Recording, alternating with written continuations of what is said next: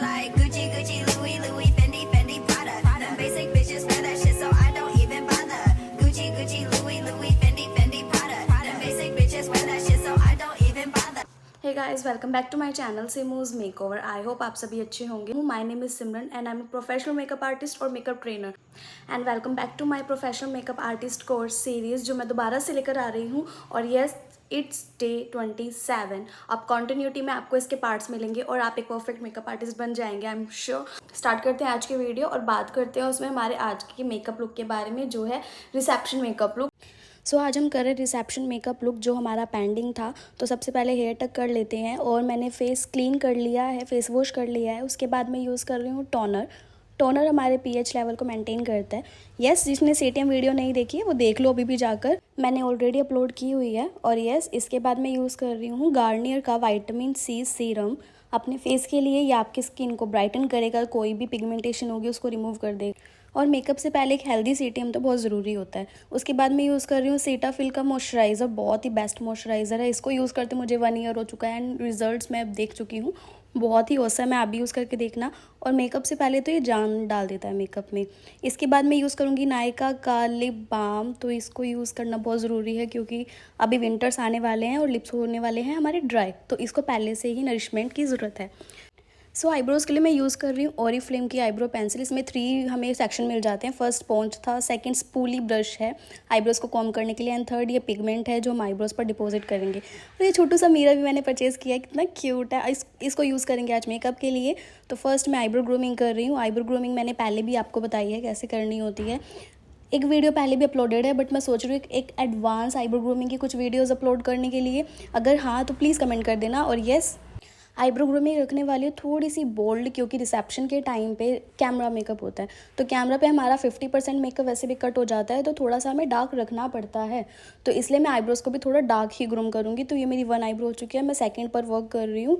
तो इसको भी आपने अच्छे से करना है. आपने शेपिंग पर ध्यान देना है. फिल करने से पहले शेप आपकी अच्छी होनी चाहिए. आपकी आईब्रो शेप बहुत ज़्यादा इंपॉर्टेंट है, ये आपके फेस शेप को चेंज कर सकती है. पर इसके बाद स्पॉन्ज से आईब्रोज़ को एक बार ब्लेंड भी कर देना चाहिए. तो स्पॉन्ज यूज़ कर रही हूँ आईब्रो के जो पिगमेंट को ब्लेंड करने के लिए, ताकि बहुत ही नेचुरल और स्मूथ लगे. और आपने देखा होगा जब भी मैं आईब्रोज़ करती हूँ तो स्पूली से एक बार ब्रश जरूर करती हूँ आईब्रोज़ को, क्योंकि उससे बहुत ही ज़्यादा नेचुरल लुक आता है. नेक्स्ट मैं यूज़ कर रही हूँ स्विस ब्यूटी का कंसीलर सैंड 02 नंबर. तो ये मैं शेड अपने आईज़ के लिए यूज़ कर रही हूँ. आईब्रोज़ को शेपिंग करूँगी, मतलब अगर आप आईब्रोज़ के नीचे प्रॉपर शेप में इसको डिफ़ाइन करते हो तो आईब्रोज़ बहुत ही ज़्यादा उभर के आती हैं, बहुत ही ज़्यादा इन्हेंस हो जाती हैं. तो पहले मैं पूरी आई को कवर करूँगी अपने कंसीलर से. ध्यान रखना ये बहुत जल्दी ड्राई हो जाते हैं जो हमारे कंसीलर्स होते हैं. तो इसको जल्दी जल्दी अप्लाई करना है आपने. और अप्लाई करने के बाद अब इसको हमें करना है ब्लेंड करने के लिए आप फिंगर यूज़ कर सकते हो, आप ब्रश यूज़ कर सकते हो, और आप कोई भी स्पॉन्ज यूज़ कर सकते हो. यहाँ पे मैं स्पॉन्ज को वेट कर रही हूँ. वेट करने के लिए मैं टोनर यूज़ कर रही हूँ. आपको किसी भी लिक्विड से आपको अपने स्पॉन्ज को वेट करना है और एक्स्ट्रा वाटर को स्क्वीज़ करने के बाद आपको यूज़ करना है, नहीं तो आपका स्पॉन्ज सारा प्रोडक्ट एब्जॉर्ब कर लेगा. इसको ब्लेंड करने के बाद पाउडर से इसको सेट कर देंगे. नायका का कॉम्पैक्ट मैं यहाँ पर यूज़ कर रही हूँ. इसको सेट करने के बाद मैं यूज़ कर रही हूँ हुडा ब्यूटी की आई शेडो पैलेट, जिसमें मैंने मॉव शेड लिया है अपने आउटर कॉर्नर के लिए. तो आउटर कॉर्नर पर मॉव शेड डालकर इसको अच्छे से ब्लेंड कर दूँगी. येस, जो आउटर कॉर्नर है उसको मुझे डार्क रखना है, बहुत ज़्यादा लाइट नहीं रखना. तो इस पर अच्छे से पिगमेंट को डालना है. आप देख रहे हो मैं इसको क्रीज लाइन पर डिपॉजिट कर रही हूँ, जो हमारी आई की क्रीज लाइन होती है. और इसके बाद मैंने लिया है पीच कलर.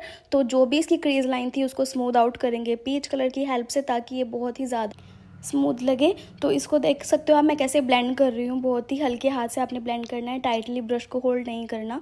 इनर कॉर्नर पर भी मैं मॉव शेड ही ऐड ऑन करूँगी. और मॉव शेड ऐड करने के बाद इसको भी मैंने अच्छे से ब्लेंड कर देना है. करने के बाद मिड पर मैं यूज़ कर रही हूँ मिस क्लियर का 2-वे जेल. जब भी आपको ग्लिटर्स अप्लाई करने होते हैं आपको 2-वे जेल ही अप्लाई करना पड़ेगा. तो मैं यहाँ पर मल्टी कलर ग्लिटर यूज़ कर रही हूँ. तो ये ग्लिटर्स को अच्छे से हमने डिपॉजिट करना है और इसको थोड़ा सा ब्लेंड भी करना है. तो अच्छे से इसको ब्लेंड करने के बाद आप देख सकते हो आई लुक. तो सेकंड आई भी कंप्लीट कर लेते हैं. और यस, अभी मैं यूज़ कर रही हूँ फेस के लिए कलर बार का finish primer, flawless finish primer ये है जो बहुत ही अच्छा लुक देता है। वो रिकॉर्ड करना मैं थोड़ा सा भूल गई, बट उसके बाद मैं यूज़ कर रही हूँ क्रायोलन सुप्रा का FS29 नंबर। अभी तो मैं सुप्रा की सीरीज़ यूज़ कर रही हूँ। अगर आप मेरे चैनल पर ऐसे ही बने रहते हैं तो मैं आगे जाके waterproof makeup, silicon based makeup भी लेकर आऊँगी। तो अभी मैंने यूज़ किया FS29 नंबर, जो मेरे कॉम्प्लेक्शन से थोड़ा सा लाइटर है, 0.5% लाइट है।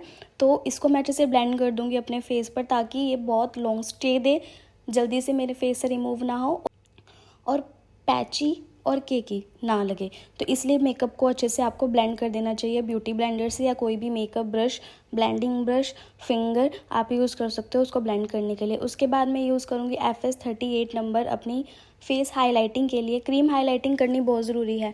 जैसे कि आपको पता ही है, ब्राइडल और रिसेप्शन मेकअप बहुत ही इंपॉर्टेंट डे होता है किसी भी गर्ल की लाइफ का, और कैमरा मेकअप होता है जिसमें उसे बहुत टाइम तक बैठना है स्टेज पर और बहुत ज़्यादा पिक्चर्स उसकी क्लिक होने वाली है। तो उस कंडीशन के लिए उसका बेस भी थोड़ा हैवी हो जाता है और उसका जो मेकअप है वो थोड़ा बोल्ड रखना पड़ता है, क्योंकि कैमरा पर 50% तो मेकअप हमारा कट ही हो जाता है। सेकंड, आपकी ब्राइड का मेकअप सबसे अलग होना चाहिए। तो अभी मैं कंटोरिंग के लिए यूज़ कर रही हूँ NG2 नंबर। कंटोरिंग बहुत ज़्यादा ज़रूरी है। अगर आपकी ब्राइड चबी है तो येस, तो बहुत ज़्यादा ज़रूरी है कंटोरिंग करना। अगर स्लिम ब्राइड है, वो स्मॉल फेस है, तो आप स्किप भी कर सकते हो अगर आपकी ब्राइड की डिमांड है।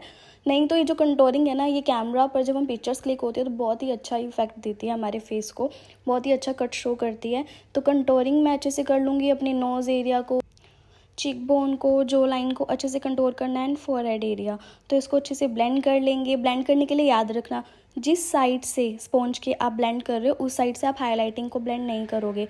तो जल्दी जल्दी इसको ब्लेंड कर लेते हैं विदाउट एनी टाइम वेस्ट किए, बिकॉज बहुत लंबा प्रोसीजर है, तो जल्दी जल्दी हमें फिनिश करना पड़ेगा शॉर्ट टाइम पे। बहुत ज़्यादा लंबी वीडियो होगी तो आप भी बोर हो जाओगे ऑफ कोर्स।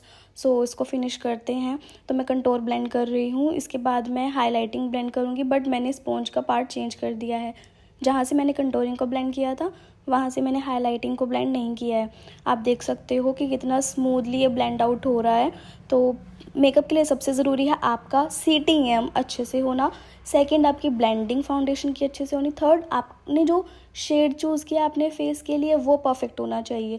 तो एक सेपरेट वीडियो मैं इसके ऊपर भी लाऊंगी कि आपने परफेक्ट शेड कैसे चूज़ करना है। तो अब मैं यूज़ कर रही हूँ क्रायोलन का TL2 पाउडर, ट्रांसलूसेंट पाउडर जिसे बोलते हैं और ट्रांसपेरेंट पाउडर जिसे बोलते हैं। तो हैवी बेसिस के लिए हम इसको मेनली यूज़ करते हैं। तो इससे मैं अच्छे से अपने बेस को सेट कर दूँगी। बहुत अच्छे से डैबिंग करनी है इसकी, ताकि हमारा बेस लंबे टाइम के लिए सेट हो जाए। नेक्स्ट मैं करूँगी हिलारी रोडा की कंटोरिंग पैलेट से कंटोरिंग। जहाँ आपने क्रीम कंटोरिंग की थी उसी एरियाज़ पर आपको पाउडर कंटोरिंग करनी है। कंटोरिंग करते हुए ध्यान रखना है कि कोई भी लाइन शो नहीं होनी चाहिए। बहुत ही हल्के हाथ से अच्छे से आपको कंटोरिंग को ब्लेंड करना है, ताकि बिल्कुल नेचुरल लुक लगे, बिल्कुल भी फेक ना लगे कि आपने कोई लाइन ड्रॉ की है कुछ भी। तो अच्छे से इसको ब्लेंड कर लेना जब भी आपको कंटोरिंग करनी है। तो कंटोरिंग भी हो चुकी है हमारी डन। इसके बाद मैं अप्लाई करूँगी ब्लशर। तो ब्लशर मैं यहाँ पर यूज़ कर रही हूँ शुगर का peach coral shade of blusher for my reception makeup look, not for my real reception makeup look but for this video. तो अच्छे से इसको भी ब्लेंड करना है। आप पूरे चिक भी कवर कर सकते हो और बहुत कम पार्ट पर भी। उसके बाद मैं कर रही हूँ हाइलाइटिंग। वेट एंड वाइल्ड का मैंने हाइलाइटर यूज़ किया है, my all time favourite highlighter. तो इसको मैं अच्छे से कर दूँगी अपने फेस पर अप्लाई। हाइलाइटर को भी आपको अच्छे से ब्लेंड करना होता है। जितना अच्छे से आप उसको ब्लेंड करोगे उतना रिफ्लेक्टिव आपका मेकअप लगेगा लाइट के सामने, क्योंकि जो हमारे हाइलाइटर्स होते हैं वो हमारी लाइट को रिफ्लेक्ट करते हैं। तो मैं अभी वही वाली पेंसिल यूज़ कर रही हूँ जो मैंने आईब्रो के लिए की थी। इससे मैं काजल अप्लाई किया और लोअर लिड पर। तो ये सब होने के बाद मैं यूज़ करूँगी लिप पर। नायका का लिप पर मैं इधर यूज़ कर रही हूँ। समझ नहीं आ रहा था कौन सा करूँ, तो 2 शेड मैंने मिक्स किए हैं, एक है मूव प्लस दूसरा है ब्राउन। दोनों को मिक्स करके मैं अप्लाई कर रही हूँ अपने लिप्स पर।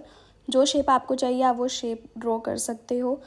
ओवर लिप चाहिए ओवर लिप कर सकते हो, थिन लिप चाहिए थिन लिप कर सकते हो, बट अकॉर्डिंग टू फेस आप करना।